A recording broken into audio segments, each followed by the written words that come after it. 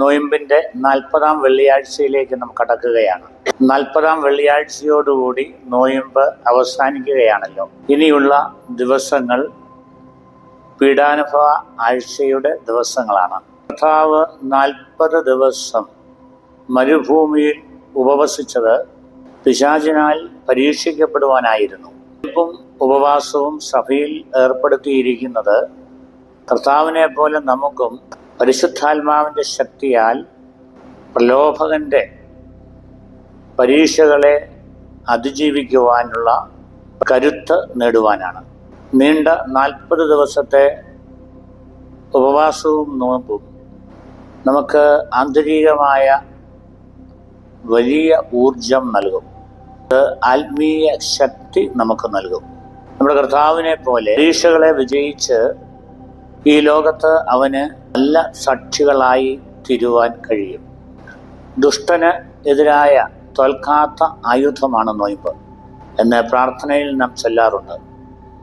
40-ാം വെള്ളിയാഴ്ചയുടെ ശുശ്രൂഷയിലെ ലുത്തിനിയായിൽ നാം ഇപ്രകാരം പ്രാർത്ഥിക്കുന്നു: നിങ്ങളുടെ ദുരാഗ്രഹങ്ങളെ ഇല്ലാതാക്കുവാനും നിഗളം അടിച്ചമർത്തുവാനും ജഡമോഹങ്ങൾ കെടുത്തിക്കളയുവാനും എൻ്റെ നോയമ്പാലും ആകൽ കരുസായുമായുള്ള യുദ്ധത്താലും ഞങ്ങളെ പഠിപ്പിച്ച മിശിഹാതമ്പുരാനെ നിന്നോട് ഞങ്ങൾ അപേക്ഷിക്കുന്നു.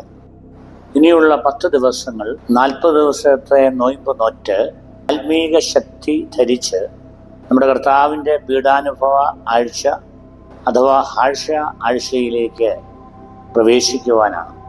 കൂടുതൽ തീവ്രതയോടെ നമ്മുടെ കർത്താവിൻ്റെ പീഡാനുഭവത്തിൻ്റെയും കുരിശുമരണത്തിൻ്റെയും ഓർമ്മയിൽ നാം നമ്മെ തന്നെ ആശ ആഴ്ചയിൽ കുരിശിനോട് കൂടുതൽ താതാത്മ്യപ്പെടുകയാണ്. ഈ 40-ാം വെള്ളിയാഴ്ച 40 ദിവസത്തെ നോയമ്പ് കൃത്യമായി കർത്താവിൻ്റെ മുൻപിൽ നാം സമർപ്പിക്കുകയാണ്. അവൻ ഞങ്ങളുടെ ഈ നോയമ്പ് സ്വീകരിക്കുമാറാകണമേ എന്ന് പ്രാർത്ഥിക്കുകയാണ്. നാളെ നമ്മുടെ കർത്താവ് ലാസറിനെ ഉയർപ്പിച്ച സംഭവമാണ് ഓർമ്മിക്കുക. ലാസറിൻ്റെ ഉയർപ്പ് നമ്മുടെ കർത്താവിൻ്റെ ഉയർപ്പിന് പ്രതീകമാണ്. പ്രസ്തുത സംഭവത്തോടു കൂടിയാണ് പ്രധാന പുരോഹിതരും നിയമിതരും സഭ കൂടി കർത്താവിനെയും അവൻ ഉയർപ്പിച്ച തൻ്റെ സ്നേഹിതനായ ലാസറിനെയും കൊല്ലുവാൻ ഗൂഢാലോചന നടത്തിയത്. തുടർന്ന് കർത്താവിനെ വരുവാനിരിക്കുന്ന മിശിഹായായി കണ്ട് ഓശാന പാടി യെരൂശലേം നഗരത്തിൽ സ്വീകരിച്ചതോടുകൂടി പ്രധാന പുരോഹിതൻ ഇപ്രകാരം പ്രവചിച്ചു: ജനത്തിനു വേണ്ടി ഒരുവൻ മരിക്കുന്നത് നല്ലതാണ്. അങ്ങനെ ഓശാന അഥവാ കുരുത്തോല പെരുന്നാളോടുകൂടി ആശ ആഴ്ച ആരംഭിക്കുകയാണ്. നമ്മുടെ കർത്താവിൻ്റെ പീഡാനുഭവ മരണത്തിൻ്റെ ഓർമ്മയുടെ ആഴ്ച.